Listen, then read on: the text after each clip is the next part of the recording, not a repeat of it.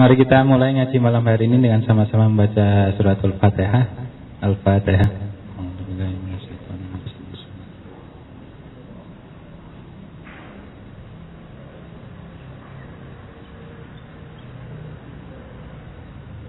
Selanjutnya ada pembacaan ayat suci Al-Quran. Untuk tema yang akan kita kaji malam hari ini yaitu surat An-Nisa ayat 75 sampai 76. Oh, Mas.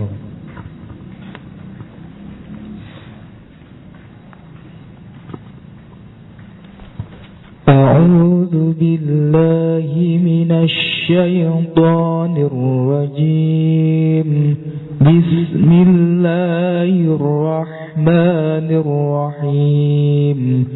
فليقاتل في سبيل الله الذين يشرون الحياة الدنيا بالآخرة ومن يقاتل في سبيل الله فيقتل أو يغلب فسوف نؤتيه أجرا عظيما وما لكم لا تقاتلون في سبيل الله والمستضعفين من الرجال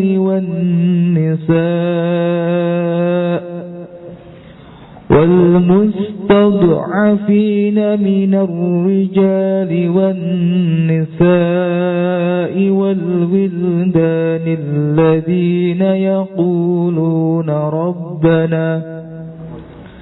الذين يقولون ربنا أخرجنا من هذه القرية الذين يقولون ربنا أخرجنا من هذه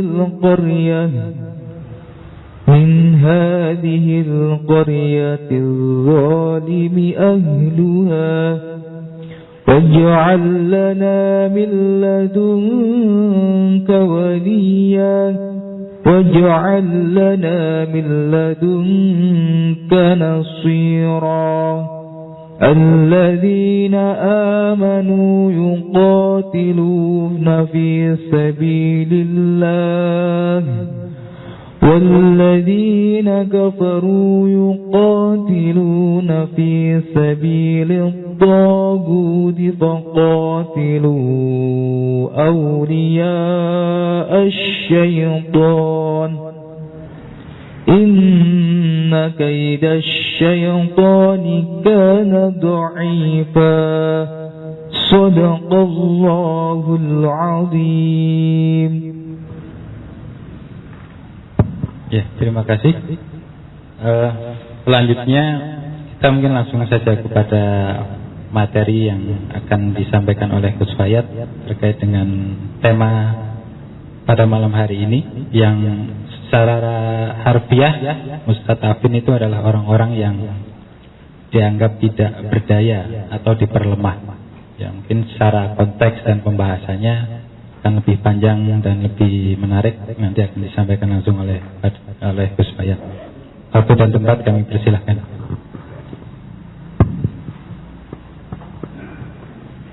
Assalamualaikum warahmatullahi wabarakatuh. Bismillahirrahmanirrahim. Alhamdulillahirabbil alamin. Wassalatu wassalamu ala sayyidina Muhammadin sayyidil mursalin Rasulil rahmah wa rasulil hurriyah wa tahrir Muhammadin wa ala alihi wa sahbihi ajma'in, amma ba'd. Saya hormati kawan-kawan panitia ya, diskusi malam hari ini dari Masjid Jenderal Sudirman, dan juga kawan-kawan yang hadir, para hadirin hadirat rahimakumullah. Alhamdulillah wa syukrulillah, pada malam hari ini kita diberi kesempatan untuk kesekian kalinya bisa melanjutkan kajian Al-Quran, yang sebenarnya ini kajian Al-Quran dengan satu pendekatan yang sangat khusus. khususnya bagi yang mungkin belum pernah ikut, yaitu kajian Al-Quran dengan pendekatan materialisme historis. Materialisme historis ini adalah satu pendekatan di dalam ilmu sosial yang melihat fenomena sosial itu sebagai sesuatu yang terkait ya, dengan kondisi-kondisi kesejarahan dan tatanan material suatu masyarakat ya. Mungkin biar enaknya bagi kawan-kawan yang mungkin masih di belakang bisa merapat ke depan, kalau kurang jelas kan sekaligus juga saling ta'aruf ya, berkenalan.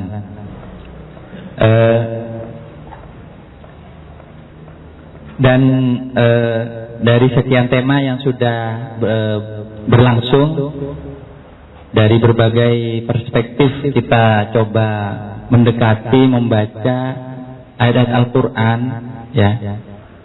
Kita ingin sebenarnya ini sedang proses menuju suatu penulisan ya. Ini proyek besarnya adalah penulisan tafsir sosial atas Al-Quran. Kenapa? Karena Al-Quran ini jarang sekali digali pemikiran sosialnya. Padahal Al-Quran ini adalah sumber ilmu yang tentu tidak mungkin diabaikan oleh setiap orang muslim. Itu cita-cita besarnya, entah kapan akan tercapai, tapi sedang dalam proses ke arah itu. Dan sayangnya malam hari ini tidak ada panel, sehingga saya tidak ada temannya untuk berbicara tentang tema ini.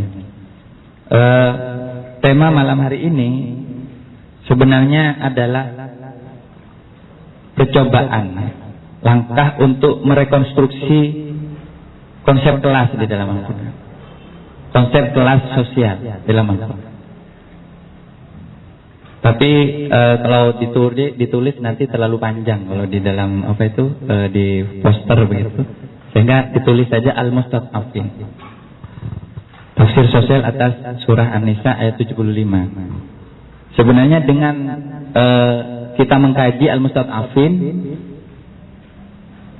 di dalam Al-Quran, harapannya kita bisa pelan-pelan membangun suatu konsep yang lebih matang, lebih utuh tentang kelas di dalam Al-Quran.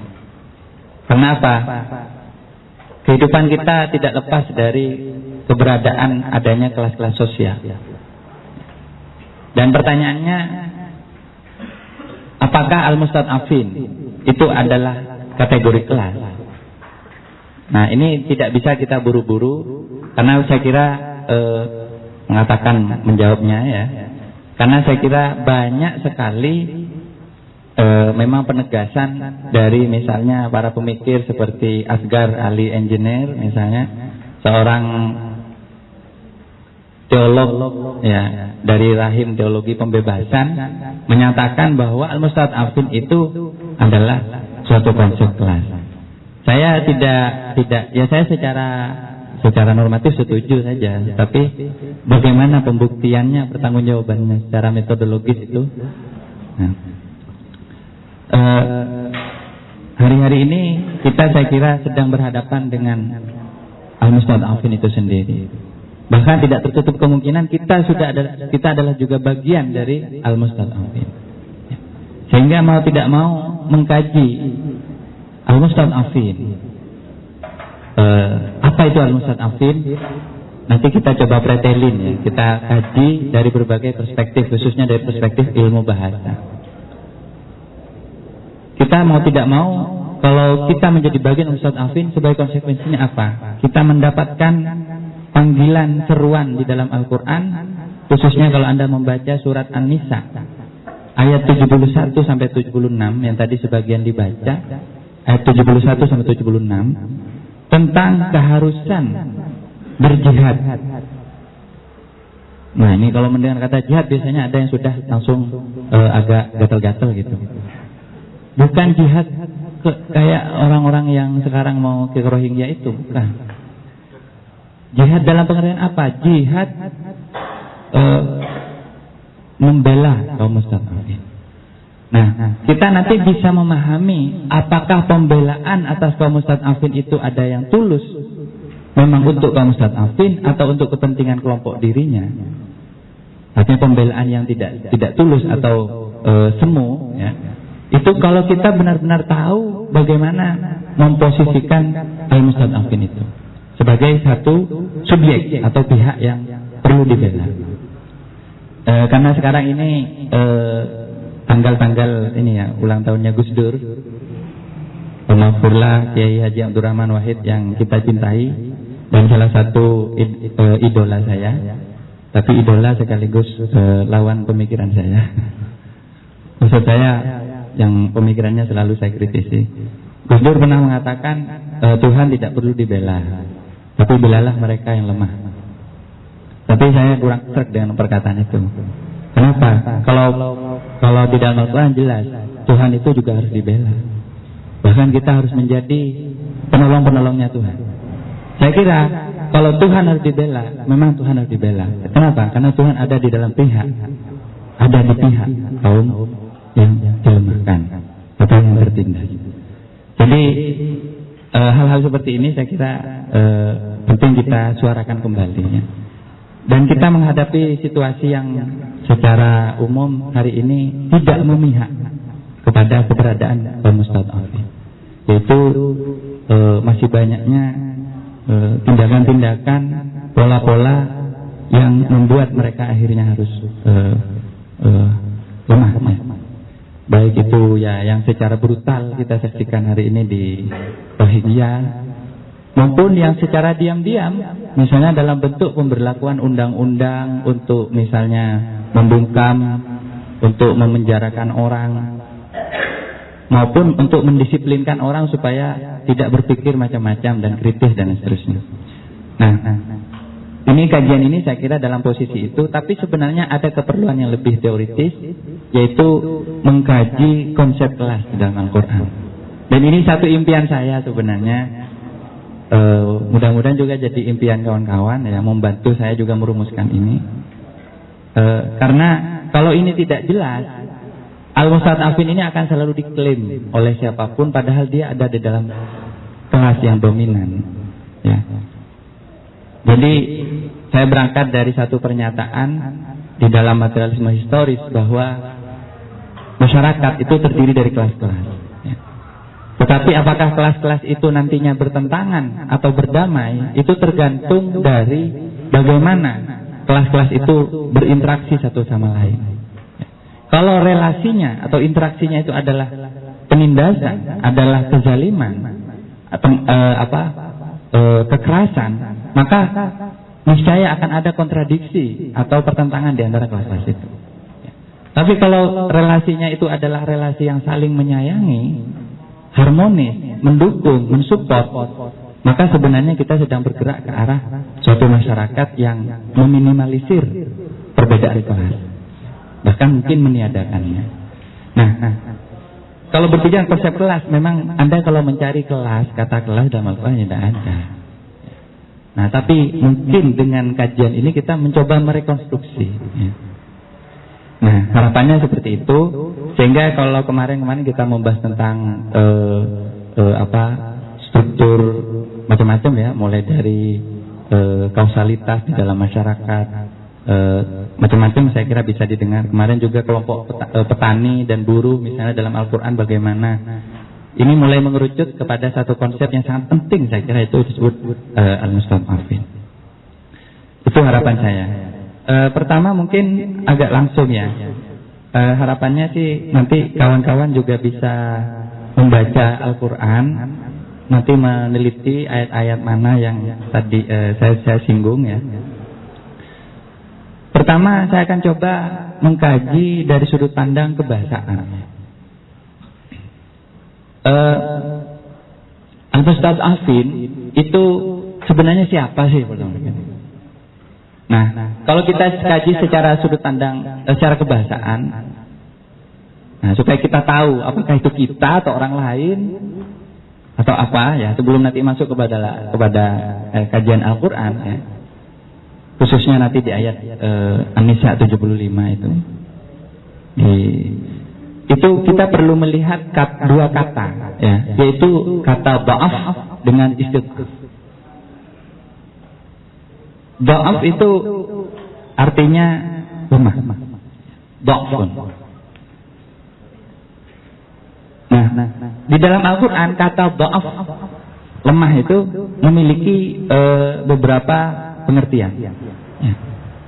Pertama, lemah secara kognitif atau intelektual. Jadi ini kelemahan yang sifatnya kognitif. Ya. Misalnya di dalam ayat Al-Baqarah, ini sebelum kita masuk pada surat An-Nisa ya, dan nanti kita mengkaji relevansinya khususnya bagi perjuangan sosial hari ini. Ya. Dalam ayat fa in kana allazi alaihi al-haqqu safihan aw dha'ifa, ya, ila akhiril ayat. Ya, ini dalam ayat tentang kalau tidak salah ya, nanti kita coba baca lagi ayatnya tentang mereka yang tidak mampu untuk bermuamalah dengan orang lain. Jadi mungkin ada semacam idiot begitulah ya, keidiotan. Kata safih itu dalam Al-Quran nantinya orang bodoh. Nah itu diiringi dengan kata safihan atau dhaifah. Nah kelemahan ini tentu dipahami secara biologis, artinya orang yang lemah, misalnya lemah otaknya begitu ya, sehingga sangat sulit untuk diajak berbicara atau bermuamalah dengan orang lain. Kemudian dhaif itu dha'fun itu juga berarti lemah sebagai tahapan biologis yang melekat pada setiap manusia. Ini di dalam surah Ar-Rum ya, ayat 54 ya. Bismillahirrahmanirrahim. Allahul ladzi khalaqakum min dha'fin tsumma ja'ala min ba'di dha'fin quwwah tsumma ja'ala min ba'di quwwatin dha'fan wa syaibah. Allah adalah Tuhan yang menciptakan kalian dari kelemahan, kemudian dari setelah kelemahan kekuatan, dan dari setelah kekuatan lemah dan penuh dengan ubat. Nah, di dalam konteks ini kelemahan itu sebenarnya sesuatu yang biologis saja gitu. Jadi ini ya kita tahu seperti bayi, seorang bayi itu lemah. Seorang orang tua yang sudah sangat tua sekali, jomblo misalnya, lemah. Dan menariknya sebenarnya ayat ini kalau teman-teman ikut khususnya di sesi kedua kalau tidak salah tentang dialektika di dalam Al-Quran. Jadi logika dialektis di dalam Al-Quran. Ini mungkin khususnya bagi yang belajar filsafat agak nyambung gitu ya dengan istilah dialektika. Dialektika itu secara sederhana ini kasarannya ya. Adalah hukum pertentangan ya, atau naik turun dari dua hal. Jadi ketika Allah menciptakan manusia itu dari lemah, kemudian dari lemah kuat, kemudian dari kuat lemah kembali, ya, itu dialektika. Sehingga sebenarnya hukum biologis manusia itu tunduk kepada dialektika ini. Jadi tidak ada orang yang dalam posisi kuat terus. Begitu juga tidak ada orang dalam posisi lemah. Nah ini nanti bisa jadi bahan renungan. Apakah dialektika ini nantinya berlaku pada tataran sosial? Jadi itu pada tataran biologis itu kita mengetahui secara naluriah ya. Setiap orang pasti pernah menjadi bayi ya. Nantinya juga kalau panjang umur ya menjadi tua dan seterusnya. Kemudian kata dha'af itu juga berarti lemah dari segi minimnya kuantitas ya. Kuantitas itu artinya dari segi jumlah.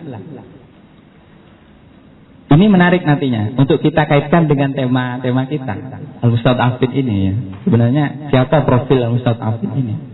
Supaya kita nggak mudah terpengaruh dengan retorika orang yang mengatakan kami ini Al-Mustad'afin gitu ya. Itu ketika Al-Quran diturunkan, ketika ada satu ayat yang turun pada saat ketika umat Islam sedang melakukan perang Badar. Pada saat perang Badar, kita tahu perang Badar ini adalah satu perang terbesar dalam sejarah Islam. Satu perang di masa-masa awal Islam yang cukup megah ya, cukup besar dan cukup heroik dan sangat heroik. Di sana itu dulu dijanjikan oleh Allah begitu ya. Kalau ada satu orang mukmin berperang melawan kaum musyrik Mekah, itu satu orang bisa melayani 10. Maksudnya bisa menghadapi 10. Jadi kalau ada 100 tentara, dia bisa menghadapi 1000 tentara. Tapi Allah kemudian tahu kelemahan umat Islam. Ya. Sehingga Allah menurunkan ayat al-ana khaffafallahu ankum wa alima anna fikum dha'fa. Fa iyyakum minkum mi'atun sabiratun yaghlibu mi'atayn. Ya. Jadi yang awalnya diwanti-wanti gitu ya. Jadi Nabi sebagai jenderal perang ya, itu mewanti-wanti.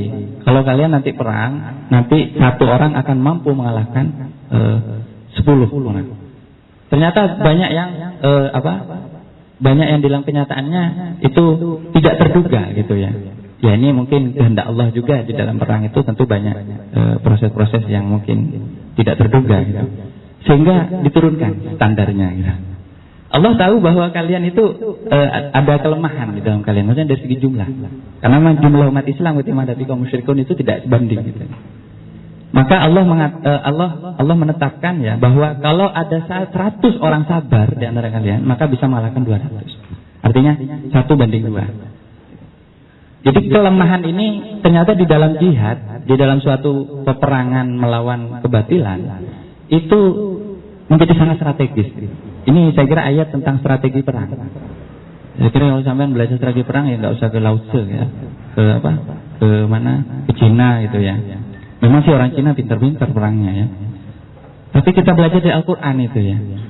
Kapan satu orang menghadapi 2, kapan menghadapi 10 gitu ya. Nah ini entah apa saat itu yang terjadi, kita harus tahu sejarahnya perang Badar saat itu. Kemudian saya mau namanya do'af itu juga yang berikutnya adalah sifat potensial dari manusia itu sendiri. Ada dalam ayat wa khuliqal insanu dha'ifa, dan manusia diciptakan dalam keadaan dhaif. Ini dalam hubungannya dengan Allah. Jadi kalau dikatakan manusia itu lemah, itu bukan kepada hubungannya dengan sesama. Ya. Jadi dalam surat An-Nisa ayat 28, dan manusia diciptakan dha'ifa dalam keadaan lemah. Itu maksudnya dalam hubungannya kepada Allah. Karena Allah berfirman, ya. Ya ayyuhan nas antumul fuqara ilallah.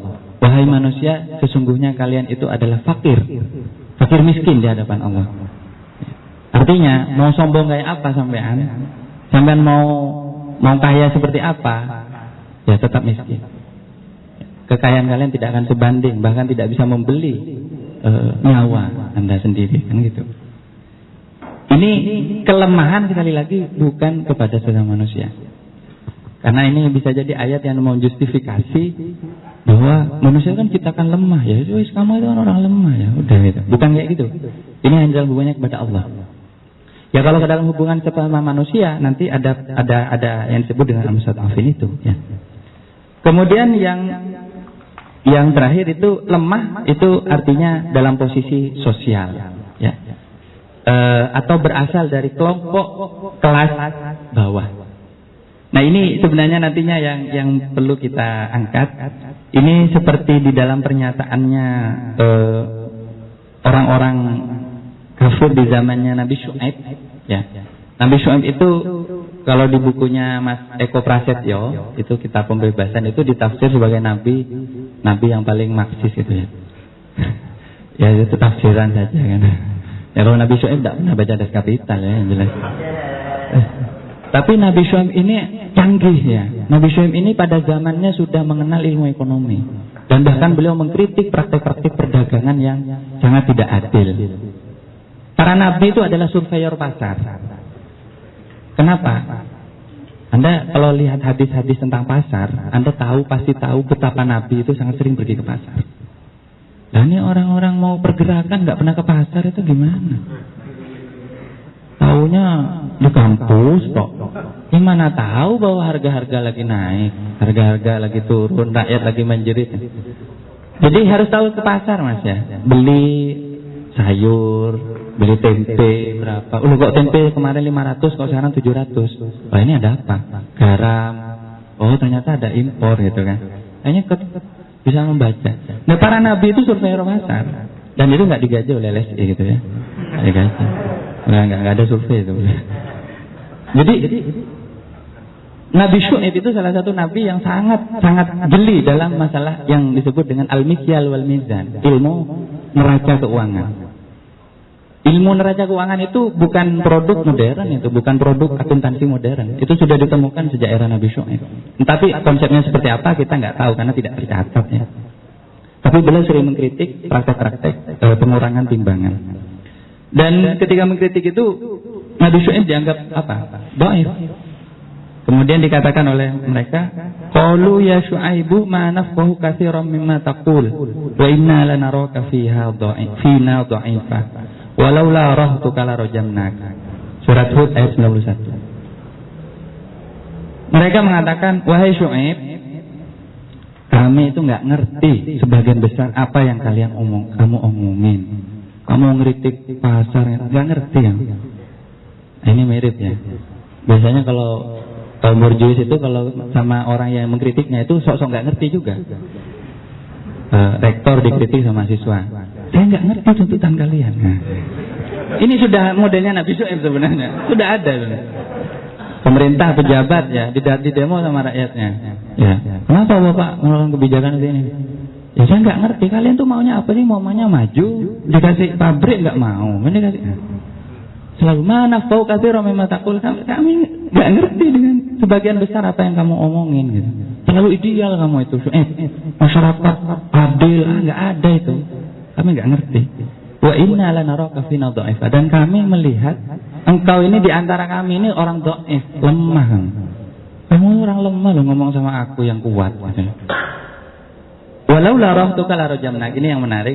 Saya kalau mengomentari kisahnya Nabi Syuaib ini panjang sebenarnya. Karena saya kagum sama cara Al-Quran ya, takjub sama cara Al-Quran memaparkan kisah ini. Seandainya bukan karena keluargamu Syuaib, kami sudah melempari kamu dengan batu, sudah merajam kamu. Artinya Nabi Syuaib itu keluarganya itu termasuk keluarga elit. Tapi kalau Nabi Syuaib dianggap dhaif, kenapa? Karena mungkin salah satu keluarganya Nabi Syuaib ada yang miskin. Dan para nabi itu tidak ada yang kaya kecuali Nabi Sulaiman.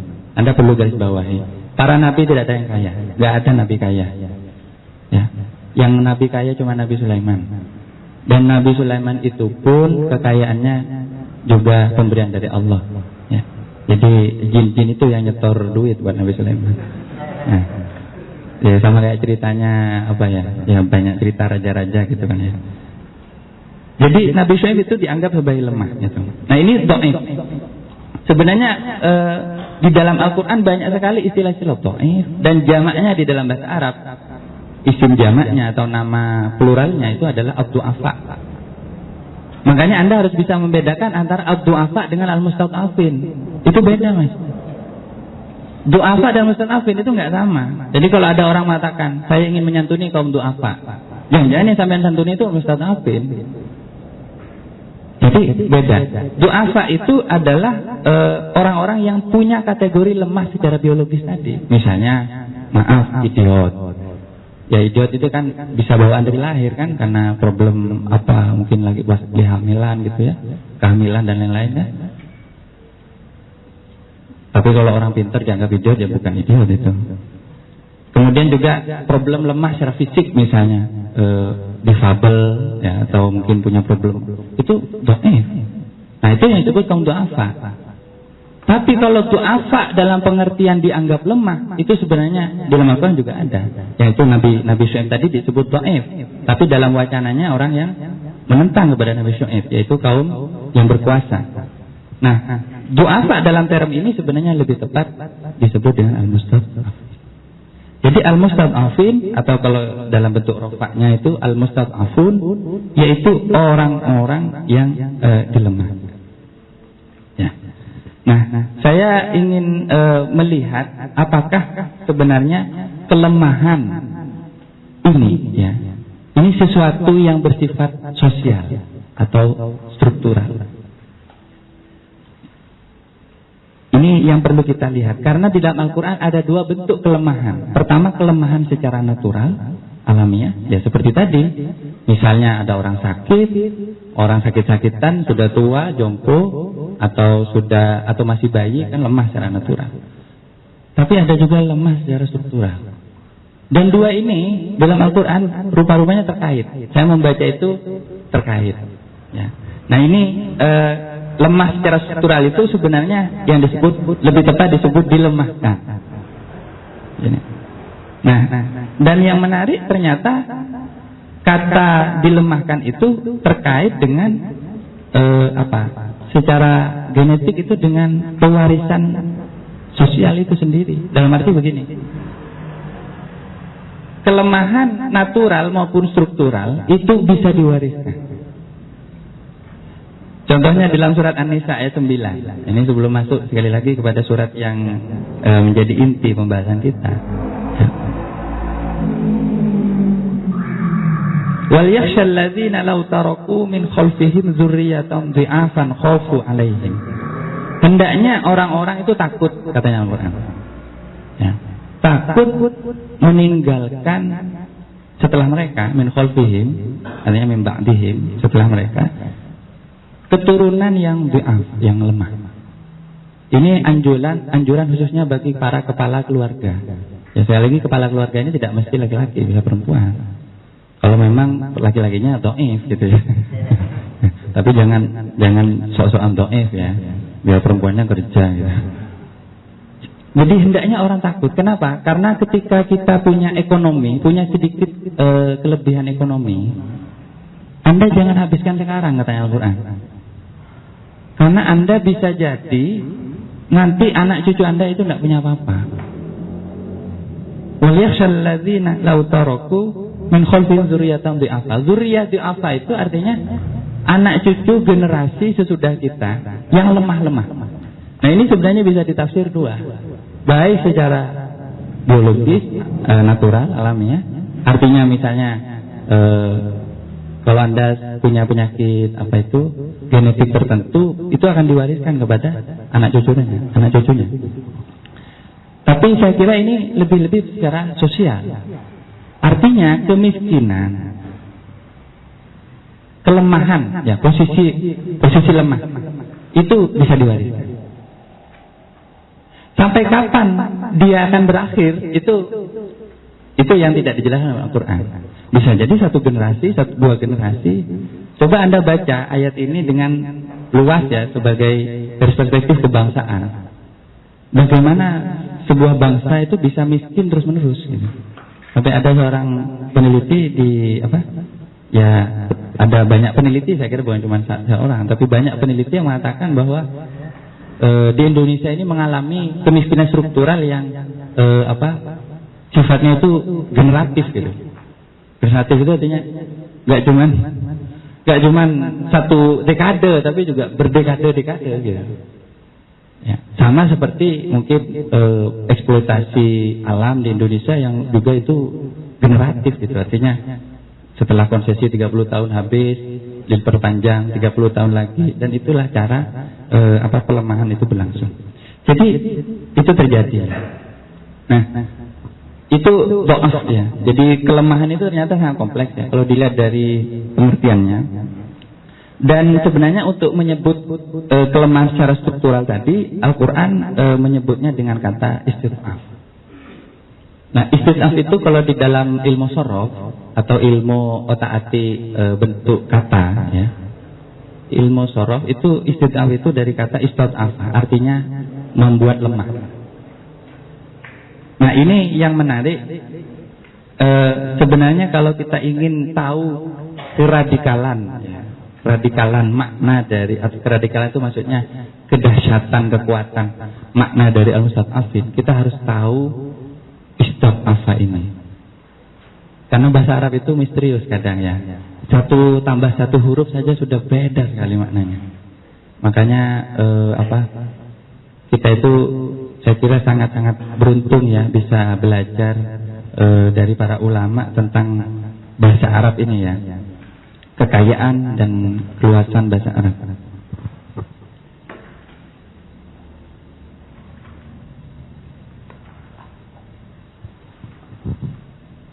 Ada beberapa catatan yang bisa saya catat sementara ini tentang istid'af. Dan di sini saya ingin memperkenalkan satu karya yang saya kira cukup menarik untuk dibaca ulang. Cukup lama sudah terbit ini, karangannya Bapak Abad Badruzzaman. Judulnya Teologi Kaum Tertindas, kajian tematik ayat-ayat mustad'afin dengan pendekatan keindonesiaan. Ini ada gambarnya nelayan atau petani. Ya, tak tahu ini sudah izin belum sama bapaknya ini. Belum izin Ustadz Afin yang kedua kalinya ini ya. Sudah dikasih duit lah. Ini menarik untuk minimal 2 bab pertama. Kalau 2 bab pertama buat saya sangat menarik. Kalau 3 bab berikutnya karena kemudian ada kata-kata pendekatan keindonesiaan, jadi kesannya kemudian ada sedikit reduksi atas problem Ustadz Afin itu ya. Tapi menarik sekali, ini kajian yang langka, teologi kaum tertindas.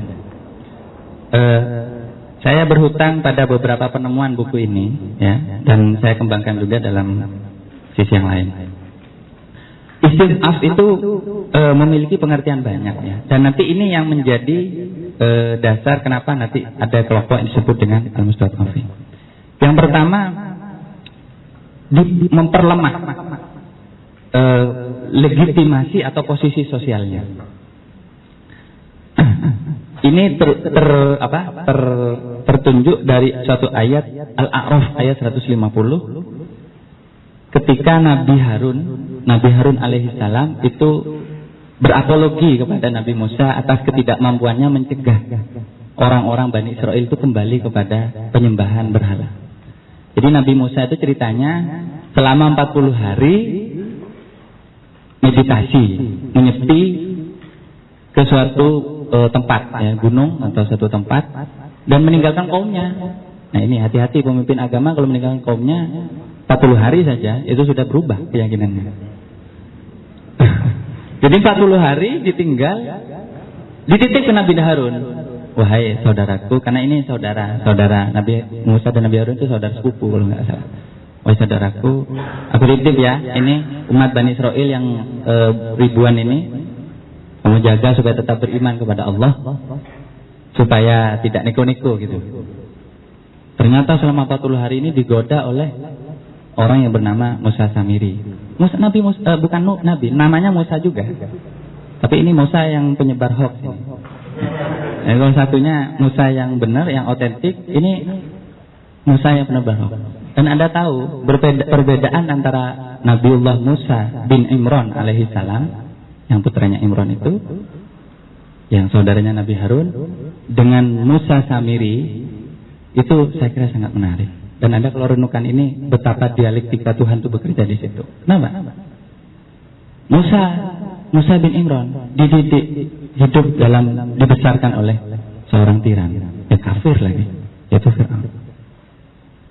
Hidup dalam asuhan seorang tiran.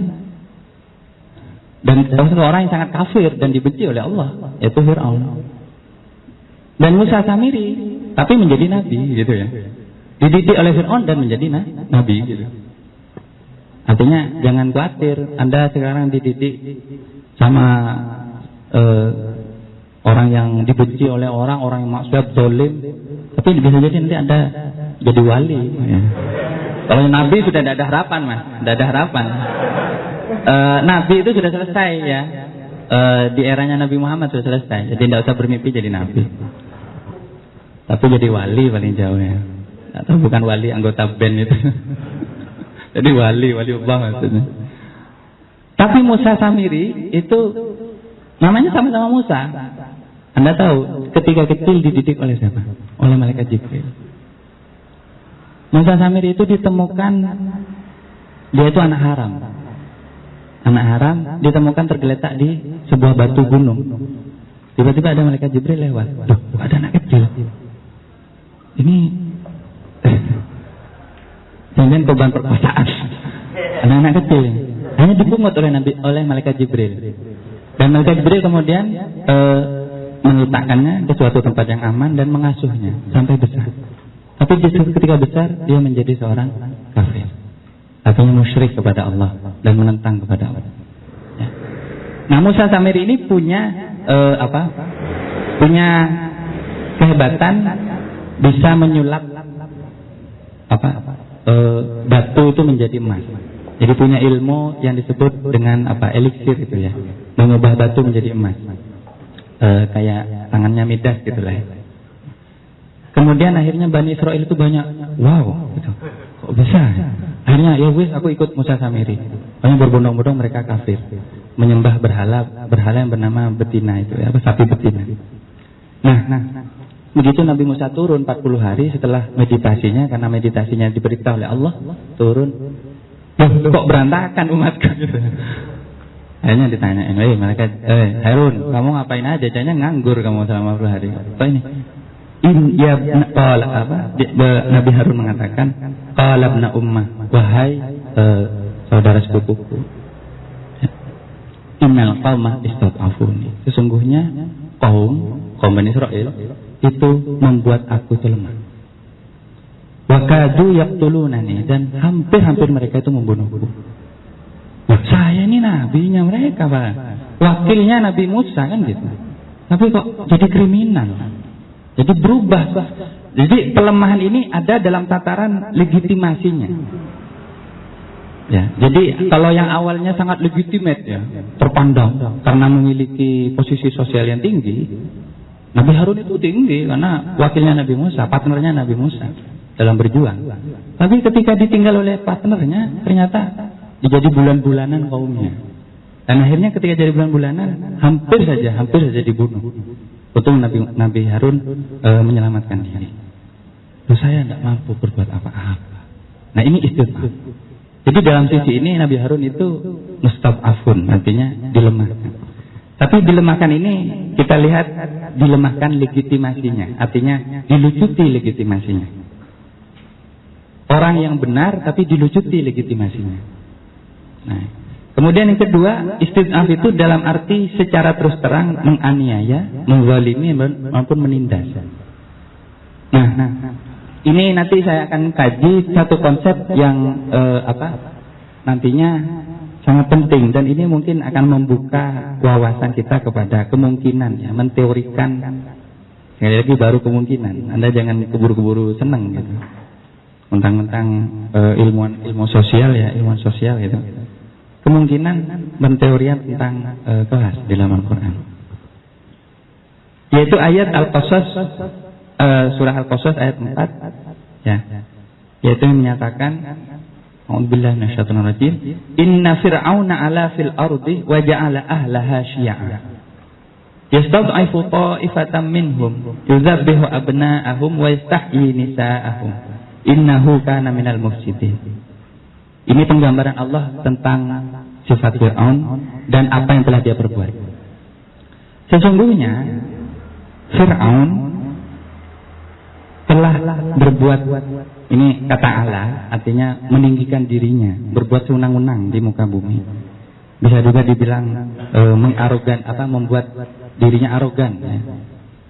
Dia telah bertindak arogan di muka bumi dan menjadikan penduduk bumi itu waja'ala ahlaha syi'an. Syi'an ini jamak dari kata syi'atun, artinya kelompok. Nah, di dalam terjemahan Depak, jadi Depak lagi, Anda bisa baca nanti ada banyak versi terjemahan terhadap kata syi'an itu. Ya. Cuman kalau mau kasih terjemahan yang agak progresif itulah, atau terjemahan yang agak alternatif, itu syi'an itu bisa diartikan kelas-kelas. Cuma gini, syi'an itu kelompok-kelompok, yastad'ifu, Fir'aun itu membuat lemah ya. Ta'ifatan, satu kelompok minhum dari Syiah itu, dari kelompok itu. Dia itu menyembelih anak-anak mereka, yuzabbihu abna'ahum wa yastahyi nisa'um, dan mempermalukan perempuan-perempuan mereka. Ya, mempermalukan itu dalam arti melecehkan, memperkosa, menganiaya dan seterusnya. innahu kana minal mufsidin, sungguh-sungguh Fir'aun itu termasuk dari orang-orang yang suka berbuat dosa. Nah, ini jelas-jelas ya. Di sini kata yastad'ifu itu artinya bukan cuma melemahkan legitimasinya atau nama baiknya, tapi jelas-jelas menindas, membunuh, memperkosa, merampas, menangkap dan memenjarakan dan seterusnya. Segala bentuk penindasan yang kita ketahui dalam sejarah manusia itu. Dan yang ketiga itu memperlemah, itu istid'af itu berarti memperlemah secara posisi sosial atau politik atau ekonominya secara permanen ya, secara terus-menerus. Jadi secara terus-menerus artinya tidak sekadar sekali atau dua kali. Nah, ini berbeda dari ayat yang tadi Al-A'raf ayat 150 yang cerita tentang Nabi Harun. Karena kalau cerita Nabi Harun itu sangat kasuistik.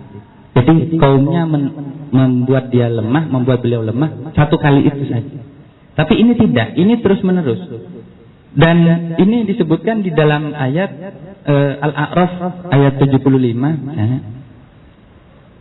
Qala al-mala'u alladzina istakbaru min qaumihi lilladzina istud'ifu liman amana minhum. Ata'lamuna anna Shalihan mursalun min rabbih. Qalu inna bima ursila bihi mu'minun. Berkata siapa golongan al-mala' yang sombong ya, dari kaumnya Nabi Saleh kepada mereka yang diperlemah. Nah, apakah kalian beriman kepada Nabi Saleh bahwa Nabi Saleh itu seorang utusan? Anda kalau baca ayat ini secara sekilas Anda bisa melihat bahwa kata alladzina ustud'ifu, orang-orang yang diperlemah itu bukan cuma sekali dua kali diperlemah dan bukan dalam posisi ditindas secara terang-terangan dalam arti dianiaya, dibunuh, tidak. Dia eksis, dia ada. Bahkan dia bisa berkata-kata, bahkan bisa berdialog. Cuman di dalam dialognya, dalam tanda petik dialog dengan alladzina istakbaru itu, mereka yang sombong, itu mereka dalam posisi inferior. Nah, saya memahami di sini dan saya baca juga dalam tafsirnya nanti di tafsir Mafadul Ghaib karangannya Imam Fakhruddin Ar-Razi, salah satu tafsir yang cukup filosofis ya. Itu orang-orang yang dilemahkan seperti itu artinya terus-menerus dilemahkan. Artinya ada makna permanen pelemahannya itu. Jadi mereka terus-menerus dalam keadaan lemah. Tidak sekali dua kali saja. Nah, ini sebenarnya profil dari al-mustad'afin. Nah, kalau kita lihat siapa al-mala' tadi, kelompok yang sombong tadi, di sini oleh Pak Abad Badruzzaman ini, oleh Mas Abad Badruzzaman dalam bukunya Teologi Kaum Tertindas, ini sempat dibahas dengan cukup ekstensif, cukup panjang. Al-mala' itu kaum elit. Karena kalau Al-Quran mengatakan al-mala' itu berarti sedikit gitu. Berbeda dengan alladzina istud'ifu itu mereka banyak. Berarti ini dialognya kalau kita gambarkan secara virtual. Ketika Nabi Saleh ini berdakwah, ya, Nabi Saleh itu ketika berdakwah ada dua kelompok yang tiba-tiba terlibat percekcokan. Ya. Al-mala' alladzina istakbaru itu kelompok elit itu tiba-tiba mengajak mereka yang pengikutnya Nabi Saleh itu mengatakan, hei, kalian itu apa benar tahu bahwa Saleh itu utusan? Nah, berarti kita melihat di dalam hubungan ini, di dalam dialog ini sebenarnya telah ada hubungan yang cukup intens antara al-mala' ini, kelompok elit ini dengan alladzina istud'ifu dan orang. Berarti hubungannya apa? Pertanyaan. Apakah hubungan kerja? Apakah hubungan komunikasi biasa saja? Itu saya kira tidak sekadar komunikasi. Mereka itu pasti punya hubungan yang lebih permanen. Nah, secara umum sebenarnya al-mustad'afun itu istid'af atau pelemahan itu menggambarkan dua hal ya. Ini secara umum menggambarkan dua hal. Pertama, kondisi objektif dari relasi yang timpang itu. Jadi Al-Quran itu mendeskripsikan saja, Al-Quran itu menarasikan. Yaitu kata yastad'ifu ta'ifatan minhum. Al-Quran itu membuat Fir'aun telah membuat lemah sekelompok dari mereka. Jadi digambarkan secara objektif bahwa memang terjadi ketimpangan, ya. Relasi yang ketimpangan. Dan relasi ketimpangan ini bisa berlaku pada siapa saja, baik kafir maupun muslim. Sehingga pengertian yang kedua, mustad'afin itu sebenarnya tidak memandang agama. Ini sangat penting. Anda kalau membaca surat As-Saba ayat 31 sampai 33, kaget. Ternyata al-mustad'afun itu bukan cuma orang-orang mukmin, tapi mereka yang kafir pun itu juga alladzina stud'ifu. Jadi ada dialog di dalam surat As-Saba ayat 31 sampai 33. Dialognya saya resume seperti ini saja karena ayatnya sangat panjang, ya. Nanti di akhirat, ini adegannya di akhirat.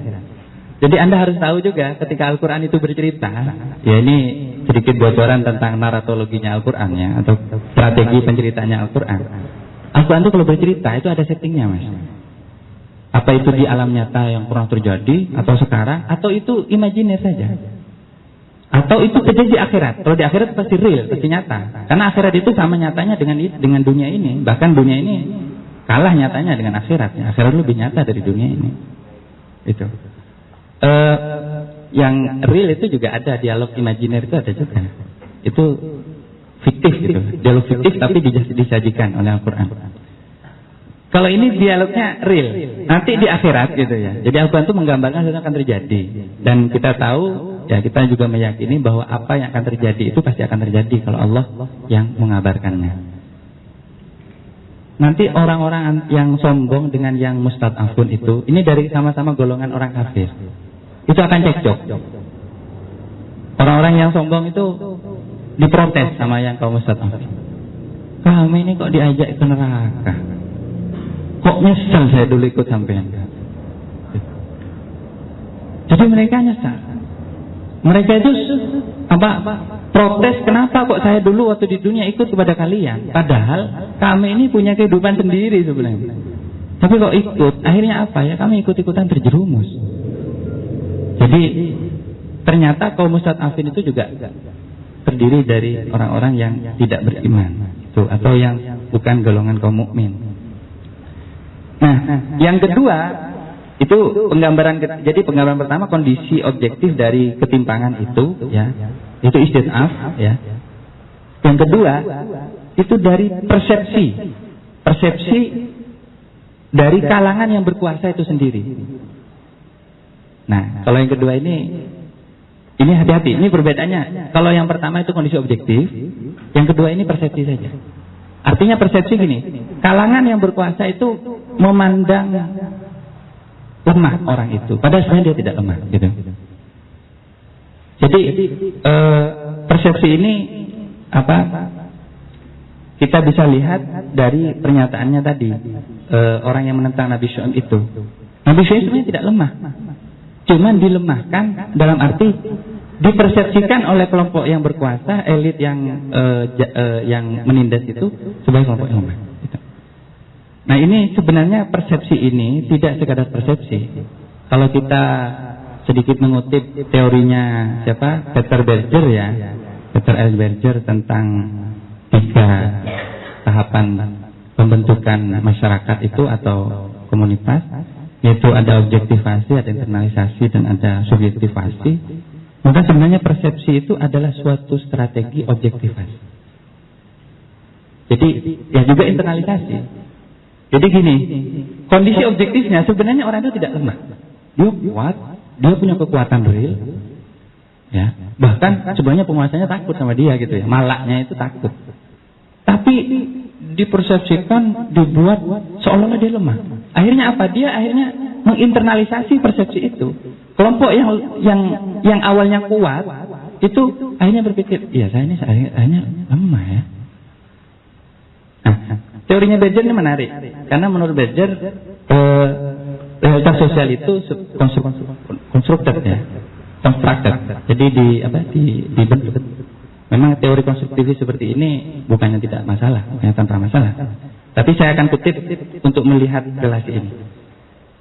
Jadi sesuatu yang diinternalisir sebagai satu kesadaran bahwa dia lemah, sebenarnya belum tentu menggambarkan kondisi objeknya. Nah, ini terjadi dalam banyak kasus dan bahkan Raghib Al-Isfahani di dalam Mu'jam Al-Fadhil Quranul Karim itu mengatakan al-mustad'afun itu artinya mustadallun au ma'duduna fid du'afa. Orang yang digambarkan atau digolongkan sebagai kaum du'afa. Berarti kan tapi aslinya belum tentu du'afa. Nah, saya ingin mengkritik satu penggunaan term politik yang ini sangat-sangat bias kelas di Indonesia, yaitu yang bernama wong cilik,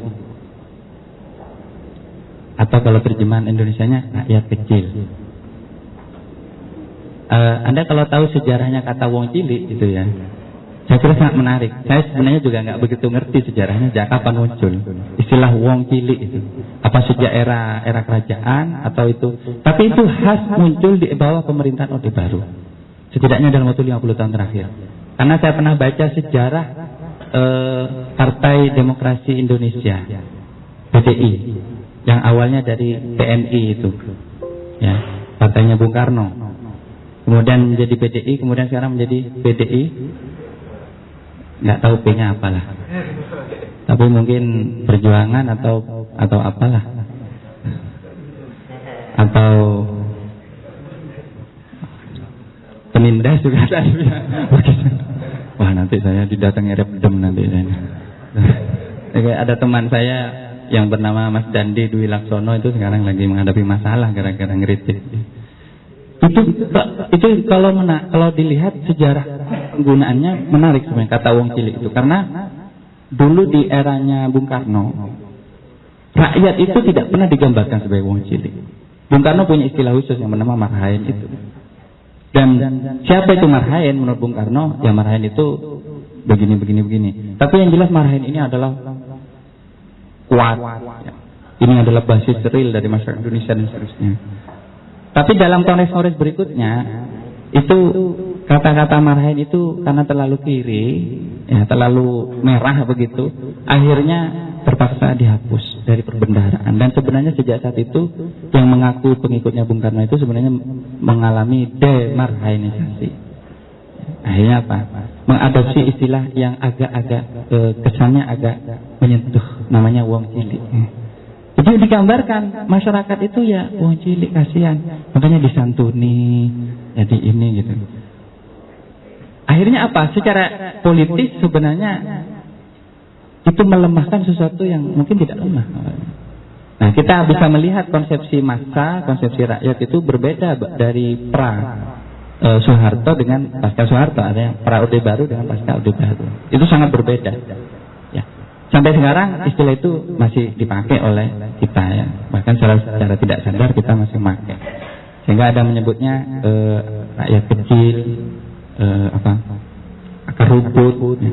Sampai profesor kalau nggak salah Profesor Sayugyo atau Profesor Sayugyo itu pernah mengkritik pengguna istilah akar rumput.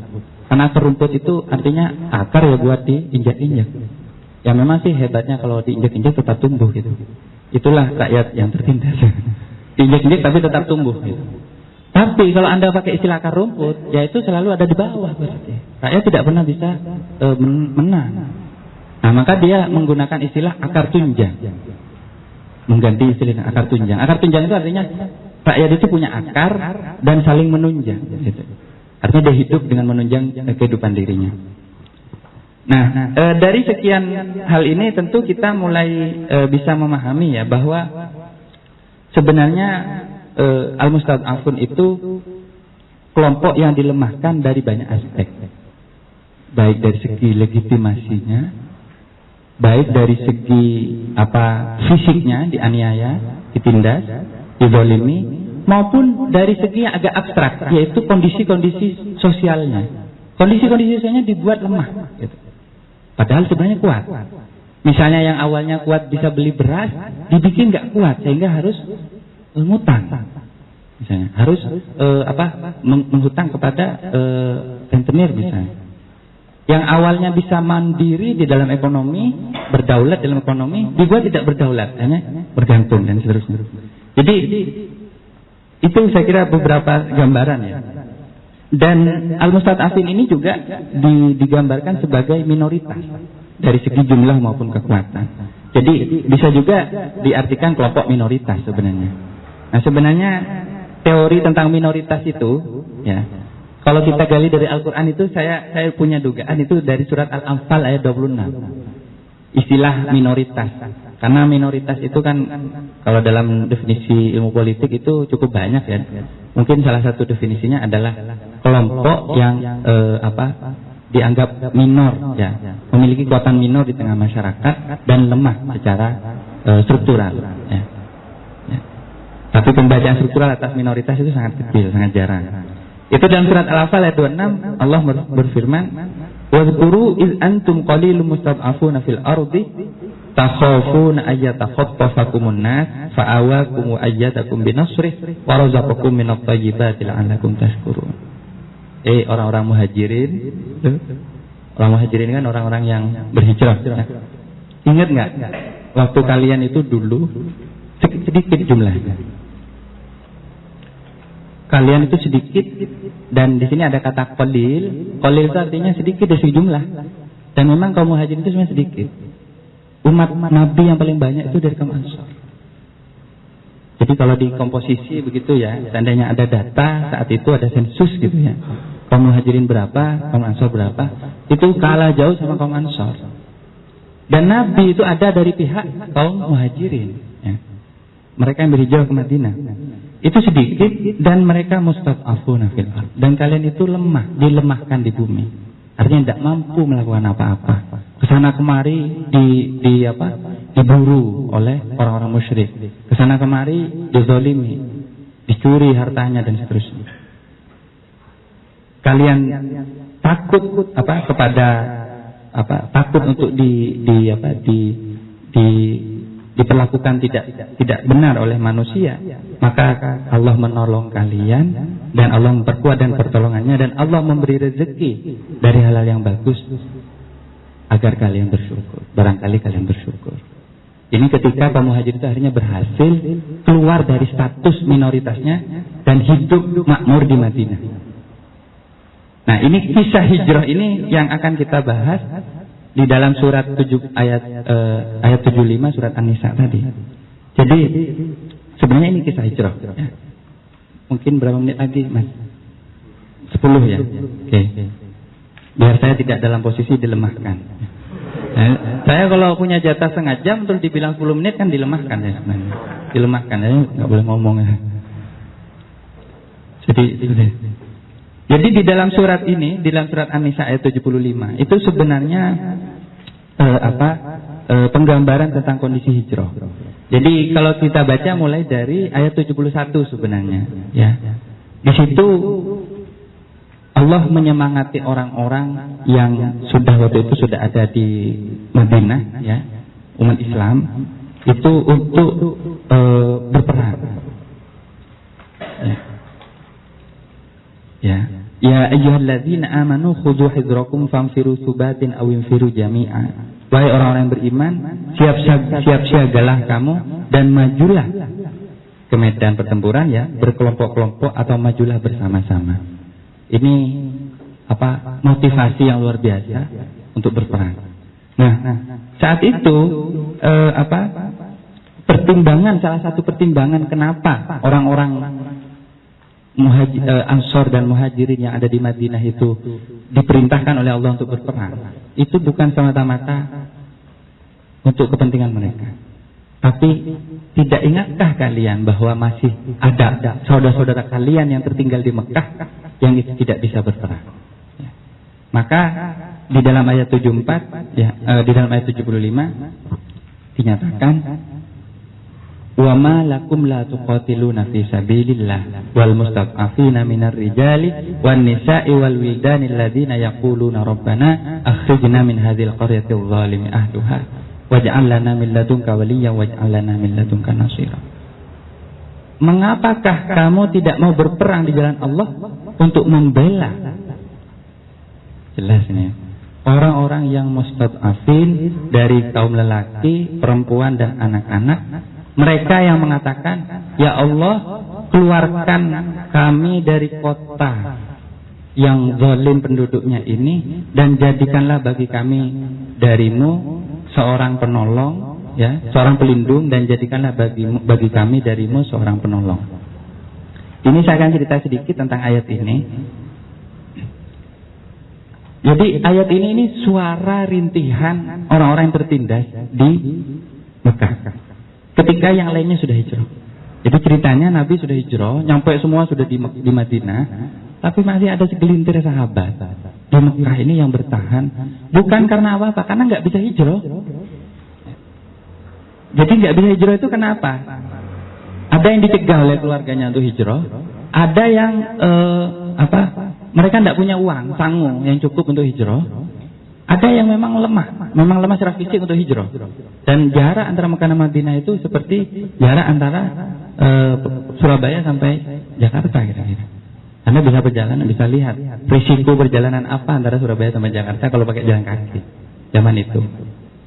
Ya, sampai saya pernah melihat foto ini penggambaran di dalam film Sayyidina Ali itu berjalan ketika hijrah. Sayyidina Ali itu juga agak akhir ya berhijrahnya, karena masih sibuk mengurus keluarganya di belakang. Sayyidina Ali karramallahu wajhah radhiyallahu an itu sampai kakinya itu luka, bengkak gara-gara hijrah. Nah, hijrah ini laku spiritual dan perjuangan politik yang luar biasa di umat Islam saat itu. Ya, untuk lari dari penindasan orang-orang kafir Quraisy. Nah, ayo kalian ini yang di Madinah perang, ini membebaskan mereka yang lagi tertahan di Mekah ini, gitu. Dan siapa saja al-mustad'afin itu di Mekah saat itu, menurut asbabun nuzulnya itu adalah bukan asbabun nuzulnya, menurut keterangan para mufassir, termasuk yang mufassirnya ini mustad'afin juga, yaitu Ibnu Abbas, ibunya dan beberapa budak perempuan. Ibnu Abbas waktu itu masih kecil, masih usia mungkin 7-8 tahun. Makanya termasuk dari kategori al-wildan ini, anak-anak ini. Jadi Ibnu Abbas mengatakan ibu saya dan saya termasuk dari orang-orang yang disebut dalam ayat ini. Makanya kalau nggak ada Ibnu Abbas Anda nggak bisa membaca tafsir. Ya. Ibnu Abbas ini penafsir ulama tafsir pertama, dan beliau datang dari kalangan mustad'afin, orang yang dari tertindas. Ya. Nah, dari kalangan budak dan seterusnya. Nah, coba kalau Allah tidak merintahkan, misalnya mungkin mereka tidak akan berhasil dilepaskan. Dan akhirnya mereka berdoa. Nah, ini ayat ini sangat menarik karena apa? Merekam suaranya kaum mustad'afin. Jadi Al-Quran ini sangat ramai sebenarnya. Kalau Anda baca itu, ada suaranya orang yang menindas, seperti tadi itu alladzina istakbaru, orang sombong itu. Ada suaranya yang kaum tertindas.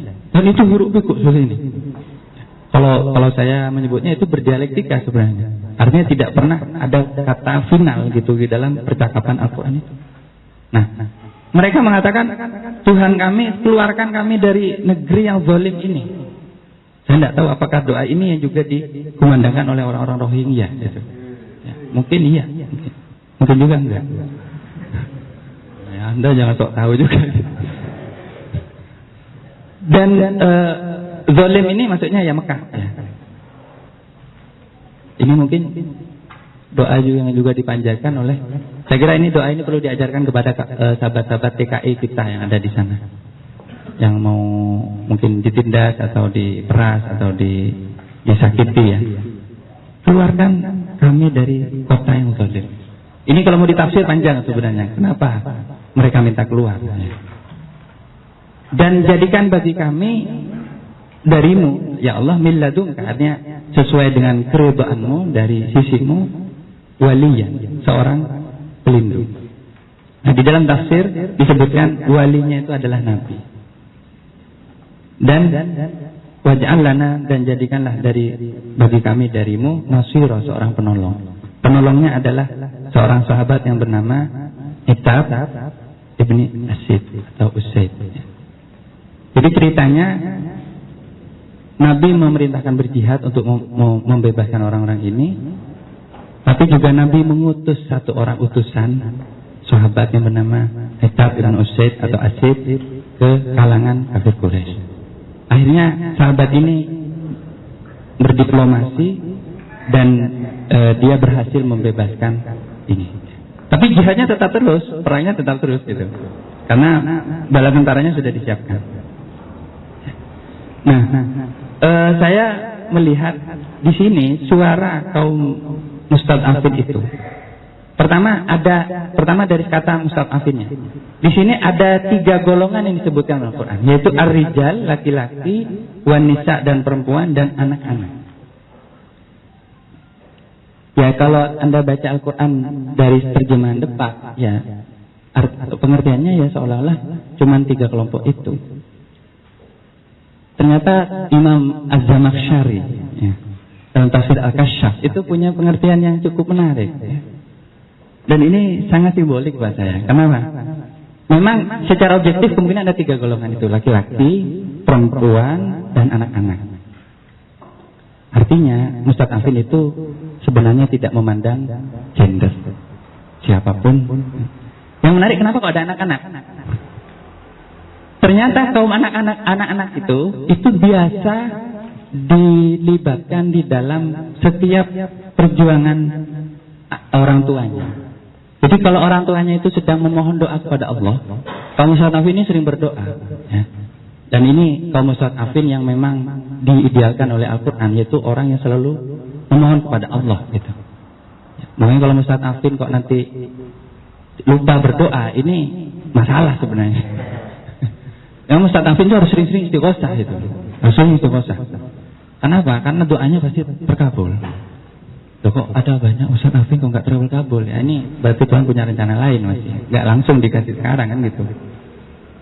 Itu anak-anak sering dilibatkan. Jadi anak-anak itu pun juga akhirnya ikut merasakan suka dukanya orang-orang tua mereka. Dan diyakini bahwa doanya anak-anak itu makbul, diterima karena tidak memiliki dosa. Nah, tapi Imam Az-Zamakhsyari punya tafsir lain nih. Nah ini saya kira kawan-kawan tafsirnya saya akan coba sampaikan. Tafsirnya Imam Az-Zamakhsyari, kata-kata laki-laki dan perempuan itu ditafsir sebagai al-ahrar wal harair. Artinya orang-orang merdeka. Dan al-wildan itu anak-anak, itu ditafsir sebagai al-abid, yaitu hamba-hamba, wal ima, hamba-hamba atau budak-budak. Jadi di kalangan kaum mustad'afin ini ternyata juga ada hierarki. Ada yang lebih merdeka, tapi juga orang merdekanya juga punya budak. Nah, saya akan mengatakan bahwa kaum mustad'afin itu tidak tunggal, tetapi terstratifikasi juga. Nah, saya secara empiris saya ingin menyatakan kisah anekdot saja, bahwa suatu saat saya ngobrol dengan beberapa nelayan gitu ya, yang cukup sering pergi ke rumah saya tanya gimana kehidupan nelayan. Ternyata kalau tahu kita itu dunianya nelayan ya, nelayan itu juga saling memeras sama lain. Jadi yang sudah miskin kadang masih meras yang lebih miskinan lagi, yang lebih miskin lagi. Dan itu kalau Anda tahu misalnya di dalam kehidupan kaum miskin kota, itu seperti itu. Ada premannya, di sini ada orang yang menjadi korban dari preman itu. Nah, ini sama-sama mustad'afin ini, tapi saling mengeksploitasi gitu, bukan saling mengeksploitasi. Yang ini mengeksploitasi yang ini. Lah ini kadang mengeksploitasi juga yang ini gitu. Yang ini mengeksploitasi yang ini. Nah, makanya rumit. Berbicara tentang perubahan sosial itu rumit, Mas. Karena ketika satu pihak ini terkena dampak, biasanya dia akan mengeksploitasi yang lain. Nah, membuat kelompok-kelompok ini merasa sebagai kaum mustad'afin, nah ini butuh kerja-kerja yang sangat serius ya. Makanya solidaritas di antara kaum mustad'afin itu sebenarnya tidak secara objektif menghapus perbedaan di antara mereka. Perbedaan itu tetap ada. Ya, bahkan di antara sesama mustad'afin juga terjadi eksploitasi. Nah, tafsir dari ini sangat penting untuk kita tangkap ya mungkin ya, dari tafsirnya Imam Az-Zamakhsyari itu. Kemudian yang menarik di sini kaum mustad'afin itu meminta kepada Allah supaya diberikan penolong atau pemimpin. Dan itu artinya bahwa kaum mustad'afin itu sebenarnya butuh pada suatu kepemimpinan. Nggak bisa pembebasan itu datang selamanya dari kemampuan kita. Tapi juga harus ada gesekan-gesekan dengan orang lain. Ya, figur kepemimpinan ini tentu bukan bisa dua, bisa dari luar, ya, tapi juga bisa dari dalam. Ya, dari dalam itu dari kaum mustad'afin itu sendiri. Ya, tapi perlu ada satu kepemimpinan. Nah, kepemimpinan ini jangan Anda bayangkan seperti jabatan, bukan. Kepemimpinan ini adalah suatu cara bagaimana kaum mustad'afin itu membela kepentingannya melalui kepemimpinan dari orang-orang yang dipercayainya. Nah, dan kepemimpinan ini diorganisir oleh jadi tidak melulu muncul begitu saja. Jadi ada kata waliyan wa nasira. Itu waliyan itu artinya pelindung, pemimpin ini artinya punya sifat melindungi kepada kaum mustad'afin, dan nasir artinya punya sifat menolong. Jadi dua figur ini, ya. Tidak sekadar menolong supaya dapat BLT misalnya. Loh, itu mah kelar, Mas. Tapi banyak sekali, sangat rumit ya kalau bicara soal perubahan sosial itu ya. Kita ini kadang punya maksud baik, tapi ternyata kita justru memperpanjang mata rantai penindasan. Belum tentu loh orang punya maksud baik itu efeknya baik, belum tentu. Karena kalau dalam perubahan sosial, Anda harus melihat apakah tindakan itu benar-benar punya efek, ataukah sebenarnya hanya menjadi kepanjangan tangan secara tidak sadar dari ideologi dan kepentingan orang yang berkuasa. Jadi dalam sisi ini, kepemimpinan ini, penolong dan pelindung itu bisa diartikan sangat luas ya. Tapi kita bisa mengeksplor teori kepemimpinan dalam membela kaum mustad'afin itu dari ayat ini. Jadi pembelaan itu butuh dipimpin, Mas. Nggak bisa kalau orang cuman bela-bela tapi nggak ada pemimpinnya, nggak bisa. Nah, ini ayat ini sangat saya kira sangat relevan untuk menggali suatu pemikiran tentang hal itu. Nah, saya mungkin tidak akan terlalu banyak, sudah saya kira cukup saya akhiri dulu. Tapi yang menarik sebenarnya dari kata-kata dari hubungan antara mustad'afin dengan kelompok yang berlawanan dengannya, itu ada suatu hubungan yang sangat khusus. Nah, sampai sekarang saya sebenarnya sedang mencari apakah hubungan itu. Apakah hubungan kerja, apakah hubungan produksi seperti yang diteorikan oleh Madras Mistori, ataukah hubungan yang temporer saja. Ternyata kalau kita lihat tafsirnya Imam Fakhruddin Ar-Razi di dalam menafsirkan ayat wa ja'ala ahlaha syi'a, ya, jadi Firaun itu menjadikan penduduk bumi itu sebagai kelompok-kelompok. Itu tafsirnya seperti ini. Artinya kelompok-kelompok di mana Firaun itu membelah mereka menurut apa yang diinginkan oleh Firaun. Dan membuat mereka itu satu sama lain ya melayani mereka. Dan di sisi lain membuat kelompok yang terpecah belah ya, firqan mukhtalifah yang berbeda-beda, yang diantaranya satu sama lain diciptakan permusuhan. Ya, sehingga Fir'aun bisa menguasai. Artinya Fir'aun pakai strategi pecah belah. Nah, strategi pecah belah itu saya kira harus difahami secara struktural. Artinya kelompok-kelompok yang berkuasa, mereka yang memiliki kekuatan dan modal, itu akan cenderung menciptakan relasi antagonistik dengan masyarakat. Jadi ini sebenarnya saya kira mungkin bisa jadi perbincangan ya. Kenapa kok ada kelas-kelas di tengah masyarakat itu? Kelas-kelas itu tidak natural, tidak alamiah. Tapi sebagian besar dari faktornya adalah karena hubungan yang timpang ya dengan kelompok yang lebih kuat. Mungkin itu saja dulu, Mas Wahid, sambil kita diskusi kecil-kecilan, dialog, silakan. Terima kasih. Assalamualaikum warahmatullahi wabarakatuh. Ya, terima kasih Gus Fayat yang sudah panjang menjelaskan secara normatif maupun historis dari ayat ini. Dan banyak hal yang mungkin bisa kita diskusikan di kesempatan kali ini. Silakan untuk teman-teman mungkin ada yang ingin bertanya ataupun menanggapi apa yang sudah disampaikan oleh Gus Fayat. Kami persilahkan. Oh, ini sudah mulai sudah mulai keluar dari bagian Ustadz Afin. Monggo, ada Mas.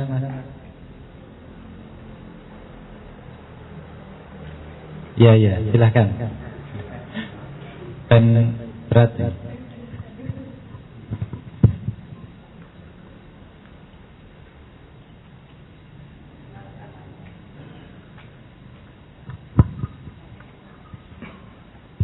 Bismillahirrahmanirrahim. Saya pertama sebenarnya saya dari tadi menunggu-nunggu apa sih sebenarnya yang ditawarkan Al-Quran untuk pembebasan kepada Ustadz Afin sebagai orang yang dilemahkan seperti itu.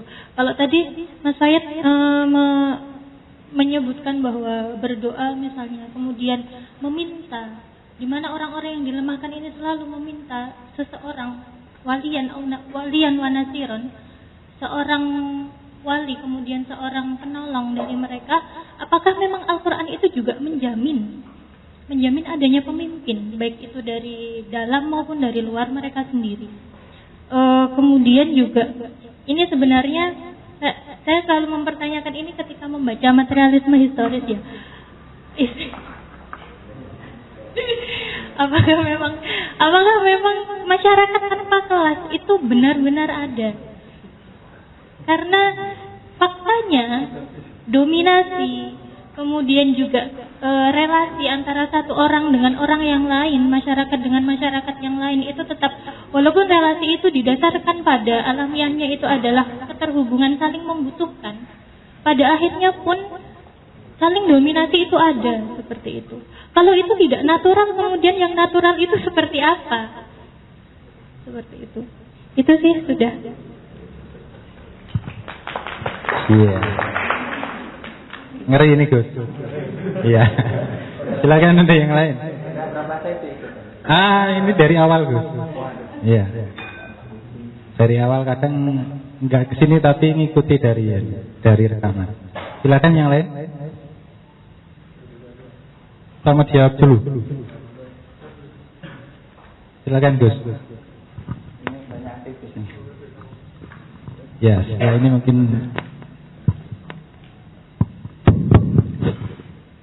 Bismillahirrahmanirrahim. Ya, ini sekali lagi ada pada ranah penafsiran. Saya kira ini bukan Al-Quran yang akan berbicara, tapi saya yang berbicara ya, sebagai penafsir. Dan suara penafsir itu bukan suara Tuhan.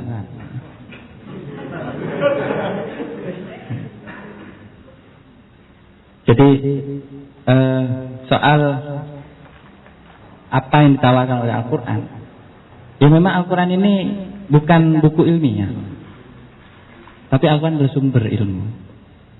Jadi saya kira gini, secara epistemologis kita ini jangan sebentar-sebentar ingin dapat solusi dari Al-Quran, jangan. Penyakit itu saya kira. Bukan penyakit, maksud saya itu cara-cara pembaca yang instan. Ya. Sebenarnya cara membaca yang instan itu yang membuat umat Islam ya kayak gini gitu. Gak maju-maju gitu ya. Soalnya cara membacanya itu instan dan kalau boleh saya sebut ya pragmatis gitu ya. Jadi kalau Al-Quran itu ingin langsung dapat rumusan biar cepat bisa dijadikan disertasi atau tesis. Sampai saya pernah dialog dengan seorang kiai ya, beliau mengatakan Al-Quran ini memang nggak sistematis ya. Nah iya, terus saya bilang ya memang nggak sistematis. Karena kalau sistematis nanti jadi disertasi. Kenapa? Karena Al-Quran ini adalah petunjuk bagi orang-orang yang beriman. Nah petunjuk itu harus dicari.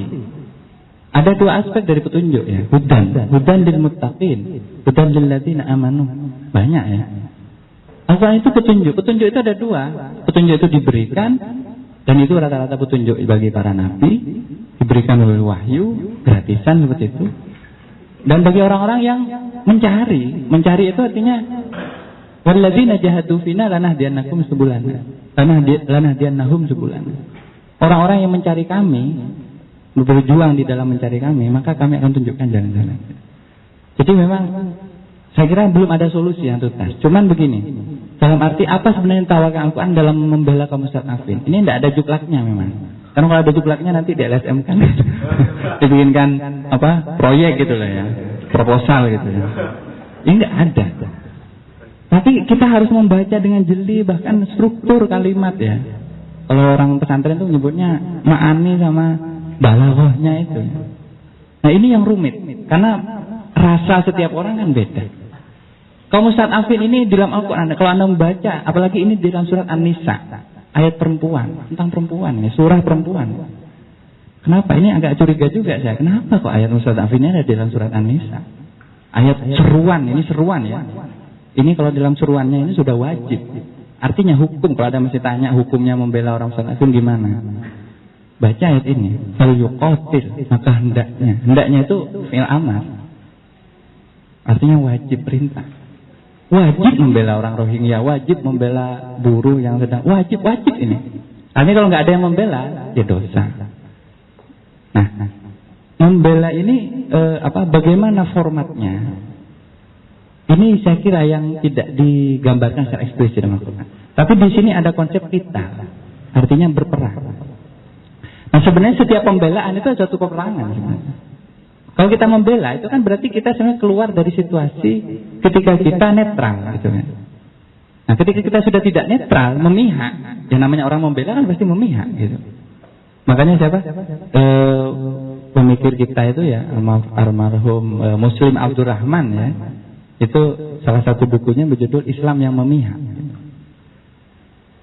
Kalau saya menyebutnya, kalau memihak ini kok kayaknya rodok partisan gitu ya, sektarian gitu. Kalau mungkin saya menyebut Islam yang berpihak. Kalau memihak itu dianggap terlalu. Jadi berpihak. Berpihak itu artinya ya keluar dari posisi netral tadi ya. Nah di sini tawaran Al-Quran adalah berperang. Nah berperang ini ya kalau kita lihat historisitas dari ayat ini adalah mengangkat senjata. Jadi sebenarnya dalam posisi ketika orang tertindas itu sudah dalam tahap ekstrim, tidak bisa dibebaskan, maka ada seruan untuk mengangkat senjata melawan orang-orang yang menindas mereka.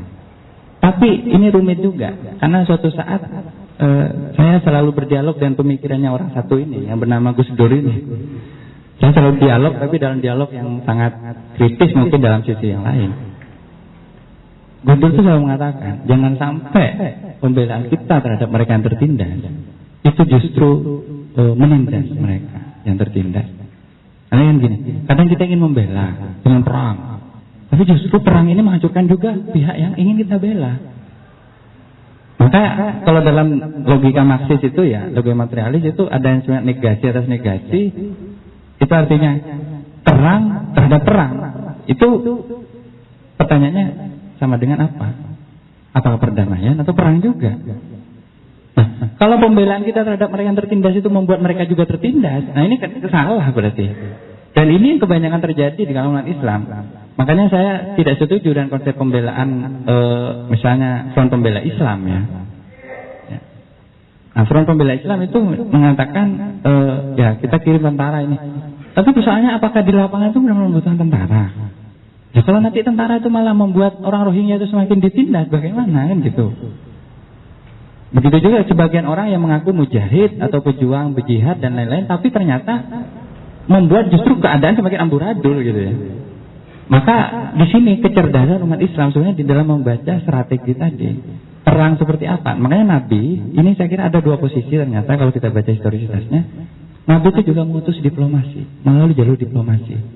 Jadi secara fisik Nabi itu menunjukkan ini loh kita ini punya bala tentara, awas kalian namanya ini. Tapi secara diplomasi, diam-diam di belakang juga mengutus diplomasi supaya orang-orang kafir itu membebaskan. Akhirnya cara diplomasi ini berhasil. Tapi perintah perang ini tetap tidak dihapus ya, tetap berlanjut. Nah ini saya kira yang menarik. Jadi saya kira pembelaan itu tidak dalam pengertian yang hitam putih saja gitu ya. Kemudian soal kepemimpinan itu, bagaimana kepemimpinan Al-Quran itu yang seperti apa? Ini kenapa kok orang meminta? Meminta ini sebenarnya dalam rangka doa. Jadi doa itu kalau buat saya suatu jeritan yang paling otentik. Karena doa ini tidak bisa direkayasa, kecuali kalau doa proposal ya. Soalnya banyak ya orang sekarang bikin doa bersama, tapi itu isinya proposal semua aslinya. Makanya nggak makbul, mau doain supaya nggak makbul, soalnya sudah sejak awal pesanan, doa pesanan ya. Nggak bisa, orang doa itu harus otentik dalam keadaan dia itu memang menunduk di hadapan Tuhan, nggak punya apa-apa. Nah dalam posisi itu sebenarnya berdoa ini, kenapa di sini ekspresinya berdoa ini dari saking nggak kuatnya mereka sudah ditindas. Jadi akhirnya ya Rabbana akhrijna, keluarkan kami. Jadi, kalau mereka masih bisa bertahan, mereka nggak akan minta keluar kan gitu. Mereka minta ingin dikeluarkan karena di saking sudah nggak tahannya dari sana. Jadi keluarnya itu bukan karena kebebasan ya, bukan karena bebas, bukan. Nah, suara ini saya kira doa istighosah ini sebenarnya medium saja dari suatu bentuk upaya mengangkat nasib mereka yang tertindas ini. Karena apa? Dengan doa mereka itu tentu sudah akan melibatkan Tuhan langsung di dalam persoalan ini. Jadi kalau dengan doa kan berarti menghadapkan Allah kepada pihak yang menindas ini. Ya, nanti kalau Allah yang sudah turun langsung pertolongannya kepada mereka yang tertindas ini tentu akan lain. Apa yang akan terjadi kan akan berbeda. Nah harapannya seperti itu. Dan di dalam banyak hadis dinyatakan bahwa doanya orang dizalimi itu tidak ada hijab antara dia dan Allah. Doanya orang dizalimi saat itu juga. Tapi saya rodok skeptis. Kenapa? Saya itu soalnya berkali-kali ya bukannya mau pamer atau apa. Ini belajar dari pengalaman. Istighosah, ikut istighosah bersama mereka, kadang ada masalah gitu ya. Ikut istighosah. Tapi kok masalahnya kok nggak tuntas-tuntas ya. Ini ada problem juga. Terkadang orang yang Ustaz Afin itu ketika berdoa itu juga bisa jadi nggak husuk gitu. Jadi doa tapi masih mikir yang lain. Bisa juga doa itu momentumnya nggak pas. Sehingga tidak benar-benar dalam posisi meminta kepada Allah. Nah, memang sulit-sulit gampang doa yang makbul itu ya. Karena saya pernah diberitahu bahwa salah satu tanda doa yang diterima Allah itu adalah doa yang disertai dengan tangisan.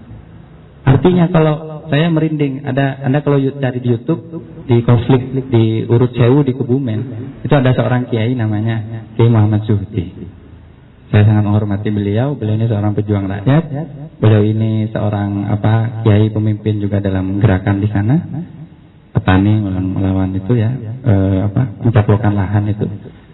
Beliau itu Anda kalau lihat doanya di YouTube itu Anda pasti merinding ya. Karena belum menangis dengan benar-benar menangis. Dan alhamdulillah habis itu ya banyak kemajuan lah dalam kasus itu gitu lah. Nah ini agak misterius ya gitu. Tapi saya kira doa ini cara yang khas umat Islam saya kira. Ya mungkin dalam konteks lintas agama juga mungkin juga ini dipakai. Tapi saya kira ini sangat jelas ya. Kemudian soal kepemimpinan, tentu pemimpin ini mohon kepada Allah supaya digampangkan mendapatkan pemimpin dengan kriteria yang mereka idealkan kan seperti itu.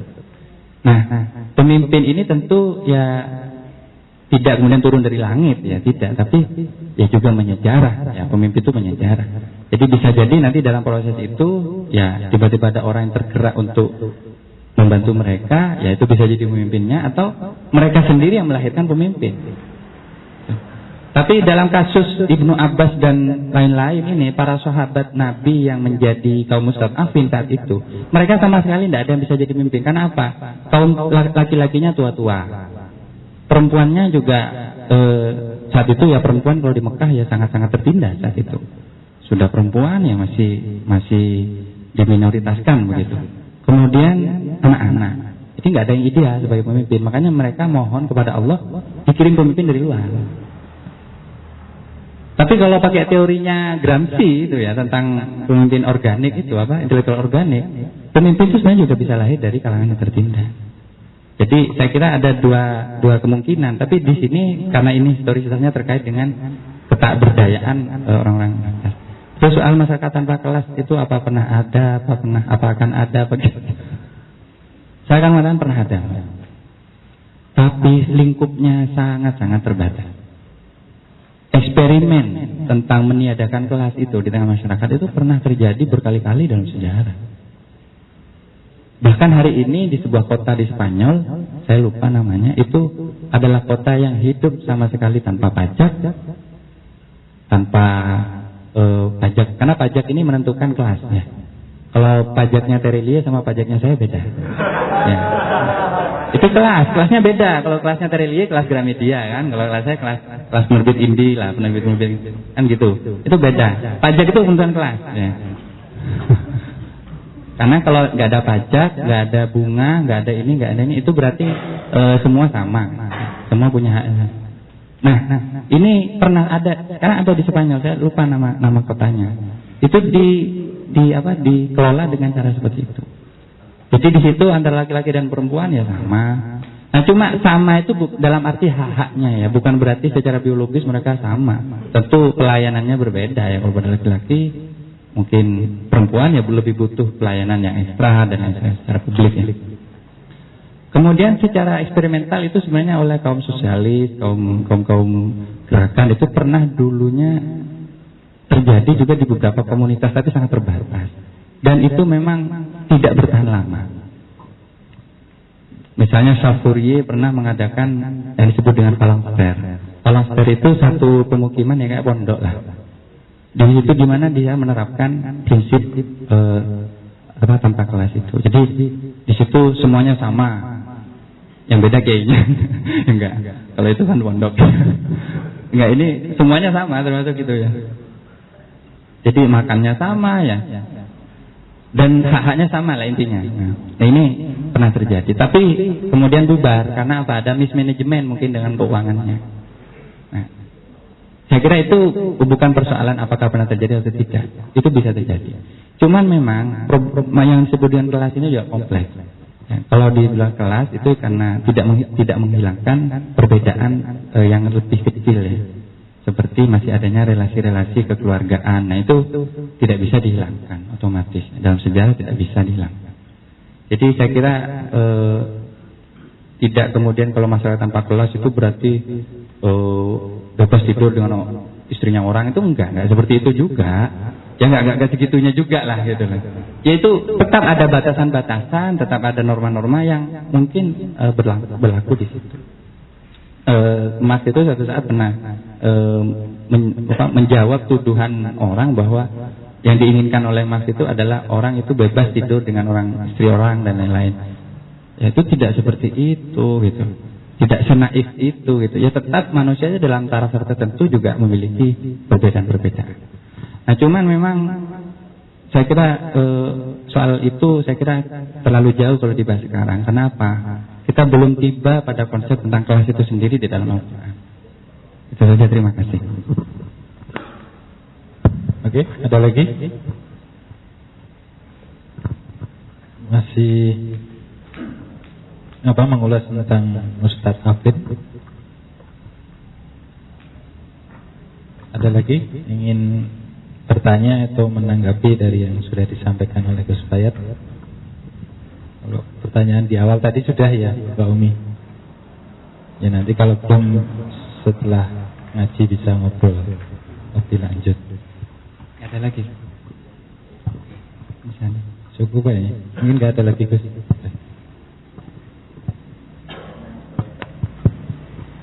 Ya saya kira mungkin beberapa kata terakhir ya perlu disampaikan soalnya tadi.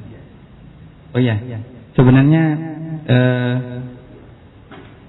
saya sendiri mengawal kajian-kajian ini dengan sangat-sangat tidak disiplin sebenarnya, dan saya minta maaf karena memang sangat sulit sebenarnya mencari waktu yang pas ya. Saya harap kajian ini bisa terus berlanjut sebenarnya dengan tema-tema yang lebih berkembang, dan kita jujur masih belum benar-benar mengkontekstualkan pembacaan pendekatan historis ini dalam membacanya. Ini baru antaran saja ya, baru pengantar saja. Dan insya Allah mungkin dalam kajian-kajian yang lain, dalam kesempatan yang lain, mungkin tidak mesti di sini, saya juga akan mengutarakan hal-hal yang terkait dengan pembacaan saya atas Al-Quran ini, atau upaya merumuskan suatu tafsir sosial.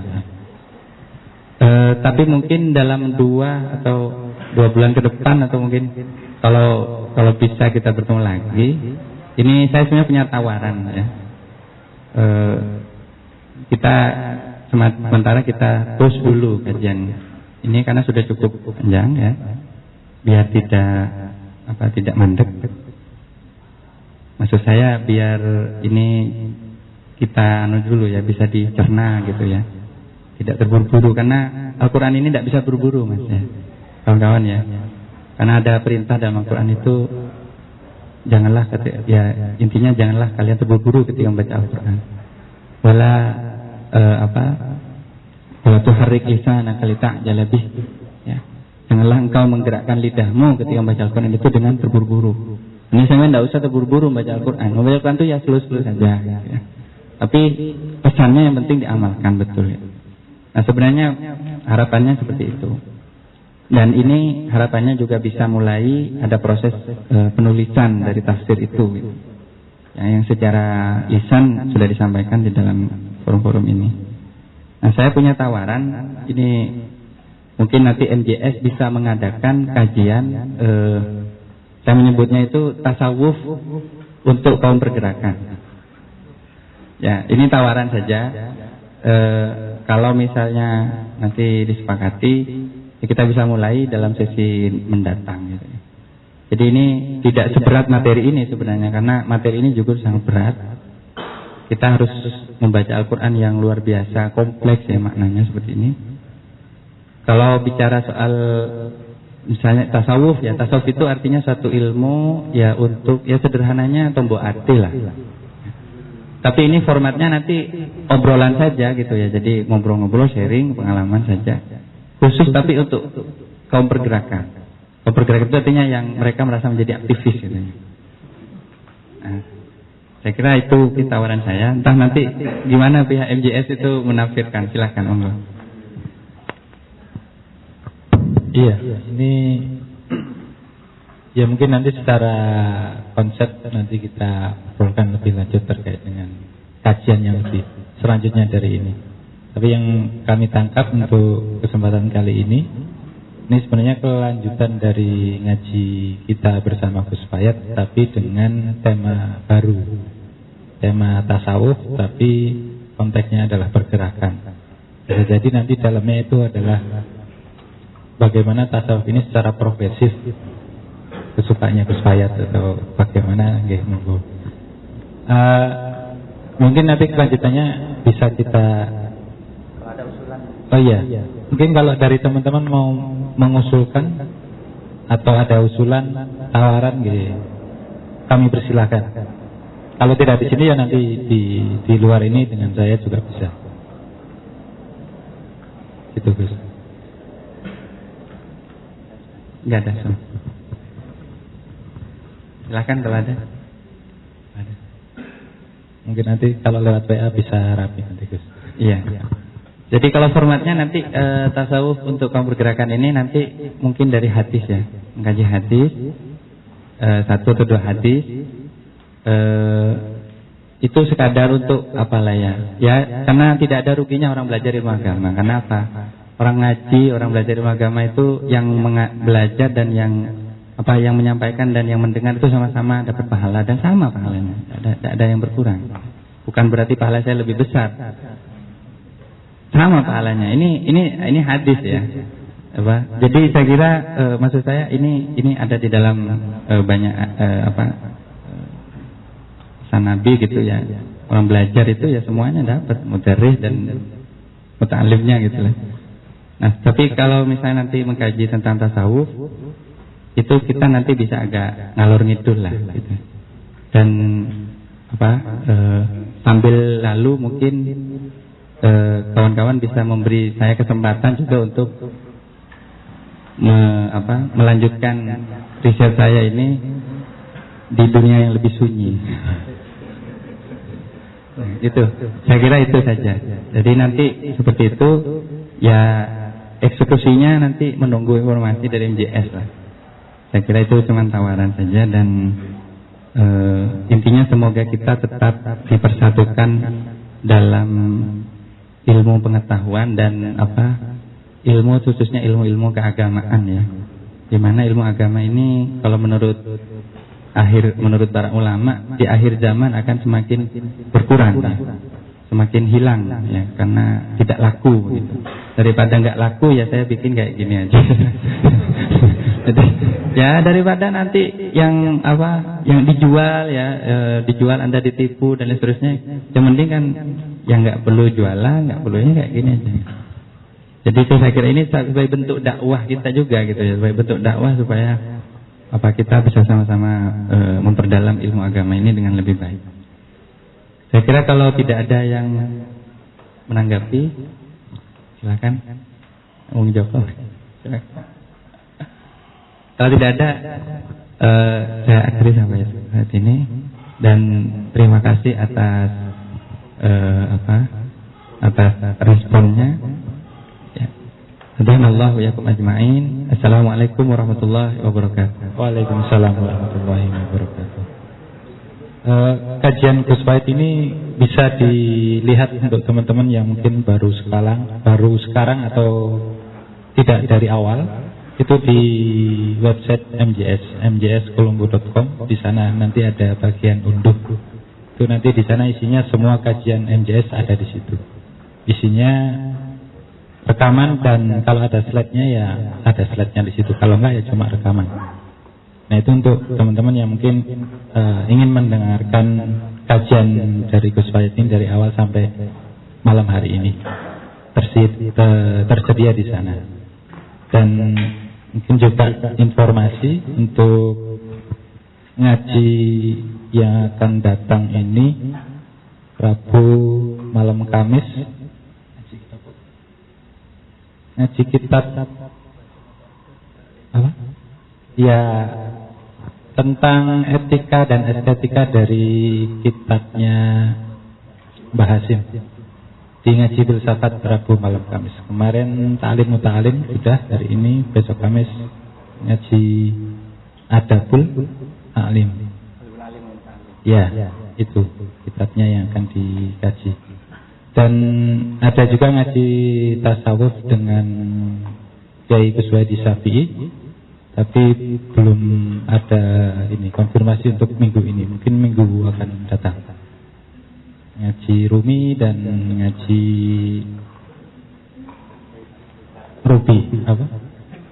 Ibnu Arabi. Ya, mungkin kalau informasinya lebih cepat di media sosial. Teman-teman kalau yang punya mainan Facebook ya bisa diikuti di situ. Oke, terima kasih atas kehadirannya dan ketahuan dari Gus Wahid. Mudah-mudahan ngaji ini memberi kita banyak pengetahuan dan bermanfaat dan mudah-mudahan diridhai oleh Allah Subhanahu wa taala. Terima kasih atas semuanya. Dari kami, saya akhiri. Assalamualaikum warahmatullahi wabarakatuh.